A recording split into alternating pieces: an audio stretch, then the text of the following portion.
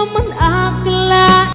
Narito tayo ngayon upang matunghayan ang napakainit, nagbabaga at talaga namang usap-usapan at maraming pinaka-inaabangan na issue ni Ate Erica. Sa pagpapatuloy ng ating istorya ay makikita nga natin na napakasama talaga ng loob ni Lolo Miguel sa kanyang apo na si Ate Erica. Ito ay dahil maraming nga mga issue na lumalabas tungkol sa kanya at sinabihan pa siya mukhang pera. Kahit maulan, pero nagawa ninyo sa amin, Lola, mong ganito. Yun lang masasabi ko sa iyo. Kay Erica tay, Erica. Siya rin po yung parehas ng dalawang Parehas silang ugali? parehas lang. Bakit nagbago sila ng ugali? Bakit nagkapira ano? Pagkapira nila, wala na. Nagkapira? Hindi ko ma-interest yung pira nila. Yung sa akin ay yung ugali nilang ayusin nila.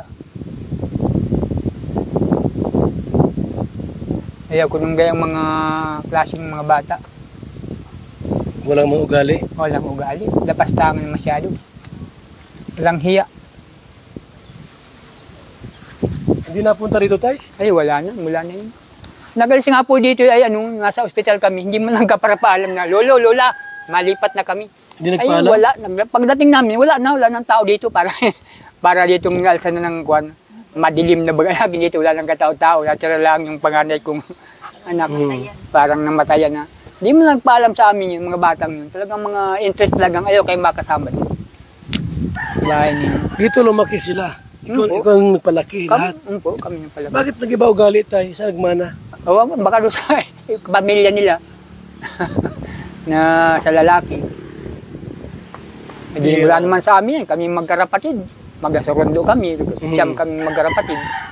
Ayos sa yung namin. Pero sila, nagmana sila sa kabila. Sa kaya di kumukuha ng pangkabuhayan, araw-araw niyong pagkain, sa'yo kumukuha? Kung na lamang, yung parapaan na lang po. Yung mga anak ko napadala din naman, 1,000, ganyan, 700. Nasa Manila kong anak. Ilang balak mo lahat tay? Siyam po yan. Ay yung, maski may mga asawa na yung iba, napadala pa sa amin. At alam nung kalagayan namin, ito, naslo sa amin. Sana malamang tumulong sila sa inyo. Kung may pera sila sila may. Ay, kung. Wala pala? Wala yan. Nising ko, wala kayong natatanggap? Ay, nung nag-akong pa si Rab. Kay Rab pa noon? Kay Rab pa. Saka kay Roel. Ngayon wala na? Wala na. Sige lang nga, Prab ba? Di na kayo binablog? Ay, di na. Si Ruel, yun, di wala na rin si Ruel. Wala na din po. Wala na din po. Okay. Tapos alam natin yung totohanan, yung kwento po. Kasi pangit naman yung basta ka lang, dadali. Mahirap. Mahirap man yun. So mula na rin po sa kanila, kung sino po itong dalawang ito, na apo nila po na sabi nga ni tatay, lang ugali. Tinanong nga ni Kalingap Val na paano kung sakaling bumalik sila Ate Erica at ang kanyang kapatid sa kanilang bahay kasama ang kanilang lolo. Sabi naman ni Lolo Miguel ay hindi na. Talagang ayaw niya na daw na mag-cross pa ang landas nila dahil ayaw nila na nilalapastangan sila at walang utang loob ang mga batang ito. Lang ugali. Tawag yan ni no? Magaspang ang ugali. Hindi maganda yung ganun. Pangit yan. Dapat yung utang na loob, saka bumahal sa lolo't lola, yun na doon dapat. Ano kung wala ng pera tayo, babalik dito? Ay, hindi ko natanggapin dito. Mas yan yung kailan pa. Talagang ayaw ko na. Pag sinabi malalim ko, yung mo, sugat? Pag sinabi ko talaga. Malalim yung sugat mo tayo, grabe. Yan ang paninira sa amin, sa binabato sa social media. Kung naalaman lang po ninyo. Kaya pumunta kami dito at makausap din po namin kayo para alam namin yung mga dahilan. Salamat po para Kaya mo tayo at naalaman ninyo para malinis yung ginagawa nilang kasinungalingan sa amin.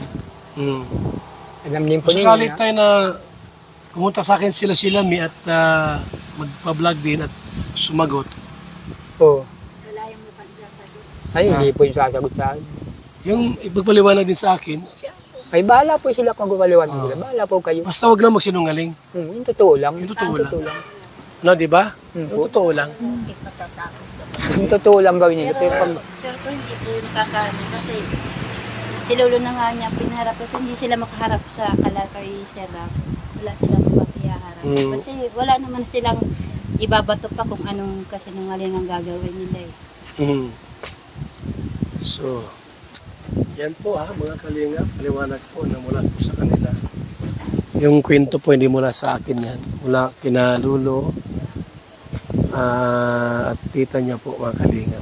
So, liwanag po sa atin na kung bakit po binawi ni John A. yung pera po sana pampabahay po nila. Kasi gusto nila yung masulo. Sila ang mga budget. Tapos mayroon pa mga paninira na nalaman din po natin. Alam mo mga kalingap, bilang isang charity vlogger po, yung aming pagtulong po ay systematic po tayo. Hindi yung ubos-ubos biyaya, bukas na katunganga. Hindi tayo ganun mga kalingap. Salamat po sa ating lahat. As, di ba silang bigas? Sige, isang bigas. Andun ha? salamat, maraming salamat. Minsan, punta-punta ako dito.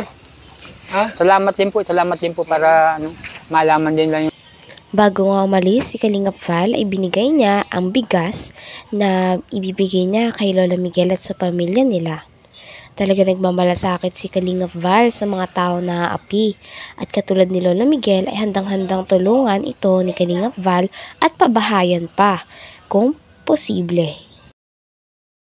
So, yan po mga kalingap, paliwanag po na mula po sa kanila. Yung kwento po hindi mula sa akin yan. Mula kina Lulo at tita niya po mga kalingap. So, liwanag po sa atin na kung bakit po binawi ni John A. yung pera po sana pampabahay po nila. Kasi gusto nila yung masulo. Sila ang mga budget. Tapos mayroon pa mga paninira na nalaman din po natin. Alam mo mga kalingap, bilang isang charity vlogger po, yung aming pagtulong po ay systematic po tayo. Hindi yung ubos-ubos biyaya, bukas na katunganga. Hindi tayo ganun mga kalingap. Salamat po sa ating lahat. As, di ba silang bigas? Sige, isang bigas. Andun ha? salamat, maraming salamat. Minsan, punta-punta ako dito. Ha? Salamat din po para malaman din lang yung katotohanan na naghahambog sila. Pagka ako tayo ay yung mga project ng bahay, kung sakaling matapos na, huwag ka lang ba na ako lang magpagawa ng bahay mo, kung sakali. Ay, Ha? bahala po kayo. Ako naman may sariling karpintero kung para maayos yung bahay ninyo Ha? Salamat Ate, po. pang ano mo? Ay, Sige na.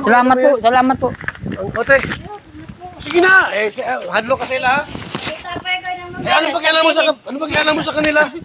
Bago na. Salamat po, Kuya Bal. Yan. Salamat po sa inyo. Sa lahat na grupo ninyo. Ako ang kampi mo tayo ha. Ayun po. Ha? Salamat po. Kasi senior citizen kayo, dapat malmali ang senior citizen. Ayun po. Isa pa rito. Tay, Umpo. ako ang kausap po dito, walang sino. Ako kausap po rito. Salamat po, Kuya Bal. Ang senior, mamahalin ko yan. Umpo. Salamat Kuya Bal ha. Oo. Salamat sa tulong ninyo. Ako ang kampi mo tayo. Huwag ka mag-alala. Ha? Di ko po naasahan na Salamat po pupunta sa kayo iyo. dito. Salamat po kayo. Ganito. Ano? Ibigyan niya Ako kami. tayo, hindi ko sisiraan si Erika. Kung gusto nga, magkasundo kayo Ayun. Pero hintayin ko yung panahon na magkasundo kayo. Ha? Bahala ka po. Pero talaga Sige, sa kasi- sa akin. Magano yung mamatay tayo may sa puso. Pagpapatawad. Ano? Siguro kayo, nag-inakit kayo. Pero lilipas din naman yan. Huwag muna ngayon. Danasan sa apo. Opo. Salamat po sa inyong grupo. Tara. Team ninyo. Okay. Maraming salamat. Salamat tayo. Lagi tayo ha. Sa tulong ninyo. Hanggang dito na lamang muna ang ating napakainit, nagbabaga at talaga namang pinakausap-usapan na issue ni Ate Erica. Maraming salamat sa inyong panonood. Hanggang sa muli. Bye!